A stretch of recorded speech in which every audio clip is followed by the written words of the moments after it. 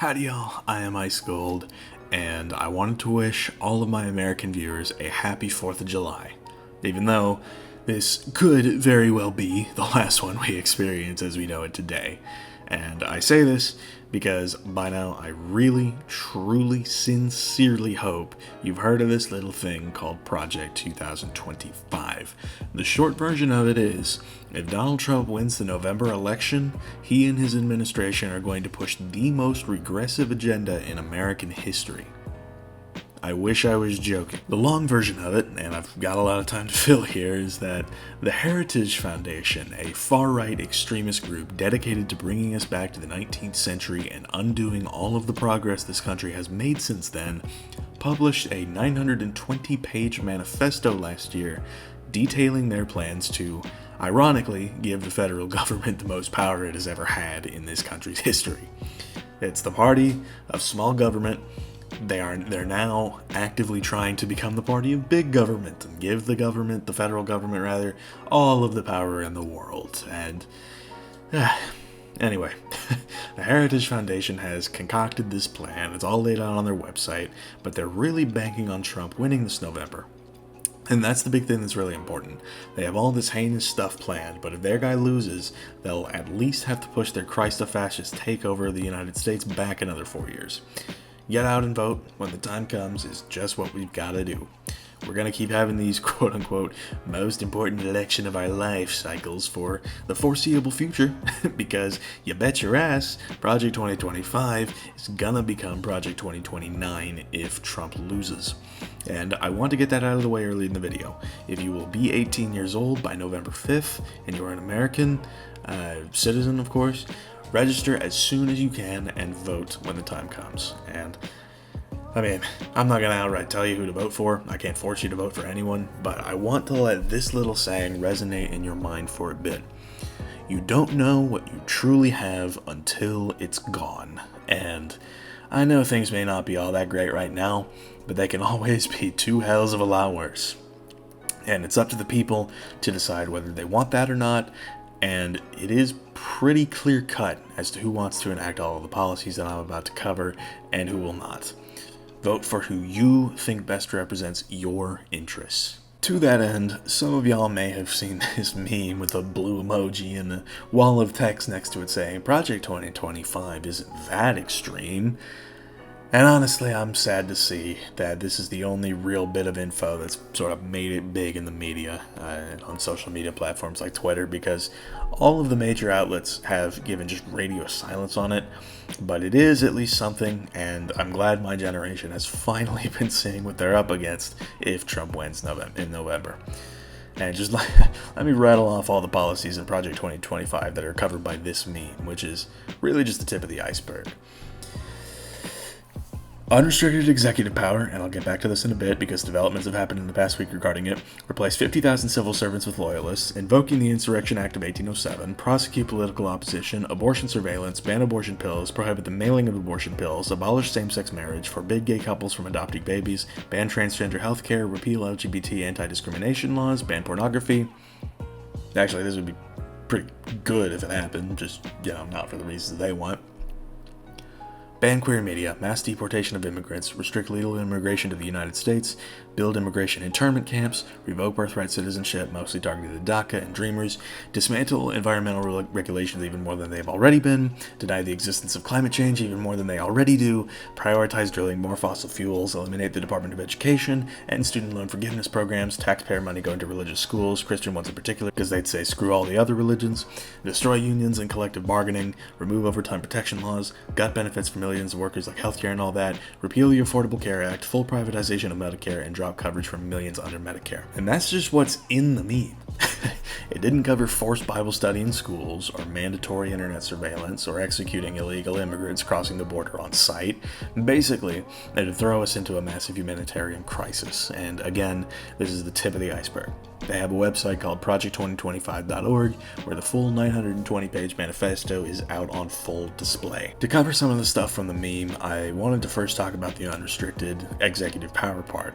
And our federal government is supposed to have checks and balances, and one of these checks is the legislative branch's ability to override the president on something.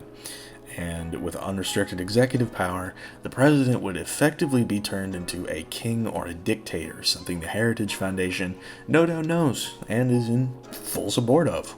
Because, you know, that surprises nobody, right, team? I bring this up today because in the last week, the Supreme Court gave their decision on Trump v. United States, which was the case surrounding the insurrection he incited on January 6, 2021. All of us remember that, I hope. And let me tell you, we now have a date where Project 2025 kicked off should Trump win and consequently implement its policies. The Supreme Court, to absolutely no one's surprise, ruled in favor of Trump by a 6-3 margin.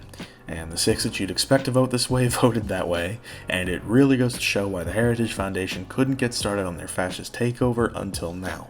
They have absolutely wanted a decision like this forever, but it took years for them to get their 6-3 majority on the Supreme Court. And now that they have that, they can reliably start it on up and get their little plan going. The court effectively ruled that a president has full legal immunity for any act they committed as president, as long as it's an official act, quote-unquote official act, right, Dame? And that means that the pending criminal charges against Trump over the January 6th insurrection attempt will likely be dropped in the coming weeks. So how about that? I can't say I'm sure why they made this decision with Biden still in office, but my guess is that they think Biden won't use the new power they've just given him, and they're right, of course, and Trump will use it to its fullest extent if he does win. And drone strike in Mar-a-Lago is genuinely a thing that Biden can do with his newfound immunity. We truly live in the funniest possible timeline. For some of the other stuff like abortion surveillance and banning abortions, building immigration internment camps, and banning transgender healthcare, it's all just run-of-the-mill stuff we see in Republican-controlled states, except done at the federal level, so it can affect blue states as well. And speaking of blue states, Project 2025 covers that too. Trump invoking the Insurrection Act to deploy troops to suppress any rebellions will undoubtedly happen, and he will certainly send troops to states like California, Colorado, Connecticut, etc., and call it an official act against states in open rebellion. And there's quite a bit to the mass deportation of illegal immigrants. Okay, I can speak English, but there's quite a bit to that as well. It's honestly not a great look when you think about the fact that deporting millions of illegal immigrants would really throw off our economy, but that is the truth of the matter. And rather than help these people gain citizenship, or at least amnesty for a little while, so our economy doesn't suddenly take a nosedive, the incoming administration would rather just, throw them all out at once. And I know y'all are old enough to remember the whole, build the wall thing from 2016. And, oh yeah, before I get too far into this, my fellow Texans will know, but our state government has been putting barbed wire in the Rio Grande with the intention to kill people trying to cross the border. So, tack that onto the whole wall thing. But yeah, the wall would definitely get built, and taxes on the middle and lower classes would definitely get hiked to help cover that when billionaires get richer, similar to the Tax Cuts and Jobs Act of 2017, so just in case you needed even more reasons to dislike Trump's immigration policies, right? Speaking of that, y'all are also old enough to remember how his administration would separate children from their families in the camps down by the border, the Mexican border specifically. He wouldn't do that to Canada. I wonder why, Tame, right? And I don't know how anyone justifies that, but if Trump wins again this November, expect to see some more of that. In terms of how the social issue dynamic would work in a Project 2025 world, I'll just go ahead and read you a Twitter thread on that. Project 2025 is, quote-unquote, a remarkably detailed guide to turning the United States into a fascist paradise. The primary document of Project 2025, the magazine explains, lays out what is essentially a Christian nationalist vision of the United States, one in which married heterosexuality is the only form of sexual expression and identity, all pregnancies would be carried to term, even if that requires coercion or death, and transgender and gender nonconforming people do not exist. It is a terrifying vision of what American life could look like. But what's most concerning about Project 2025 is its playbook for the first 180 days of a hypothetical second Trump term. The time is short, and conservatives need a plan, the playbook states. The project will create a playbook of actions to be taken in the first 180 days of the new administration to bring quick relief to Americans suffering from the left's devastating policies. Among the numerous troubling suggestions laid out in the playbook is a detailed plan to essentially purge the federal workforce of tens of thousands of workers in favor of hiring ones who will adhere to the conservative principles of Project 2025. Paul Dance, a former Trump administration official who is the director of Project 2025's Presidential Transition Project, told the Associated Press the 180-day transition plan is a clarion call to come to Washington. People need to lay down their tools and step aside from their professional life and say, this is my lifetime moment to serve. Project 2025 is, like I mentioned, the brainchild of the Heritage Foundation, the 50-year-old conservative think tank that's among the most influential right-wing organizations in the country. In its nearly half-century of existence, the Heritage Foundation has used its resources, influence, and money to push its conservative agenda in just about every facet of American life. Anti-abortion advocacy, voter suppression, anti-climate policies, and anti-LGBTQ advocacy. And it seems odd that Americans are not taking this seriously. America is the country known for killing its native people, for becoming the richest country because of slavery, of burning people or lynching people. Like the types of people who have written Project 2025 are the type of people who committed these atrocities. And the guy's right. I mentioned how the Trump regime would be unfathomably regressive, and I still think it's absurd how the media has not really caught this yet, and it's looking like it's up to us and our generation to spread the word about all of this. And although we don't have a good presidential nominee for either of the two big parties, I know exactly which of the two I am voting for, because he stands against all of this. And I don't want to hear any of this, oh, but he's so old, but he didn't do well at the debate, all that nonsense, because that's the kind of thinking that sank Clinton in 2016.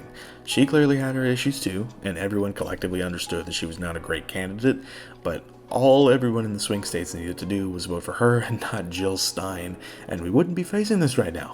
How about that? 2020 went better than 2016 to be certain, but by that point the damage was done, and we are still feeling the effects of it with decisions like Dobbs v. Jackson, which overturned Roe v. Wade, and also, more recently in the last week, Loper v. Raimondo, which overturned Chevron v. National Resources Defense Council. That was a landmark case decided in 1984 that upheld environmental standards, and I really should have talked more about that, considering emissions are already going goblin mode, especially with AI and all that, but the main takeaway there is that big corporations that already belch toxic chemicals into the atmosphere are being allowed to do so without nearly as much regulation anymore with this Loper v. Raimondo decision.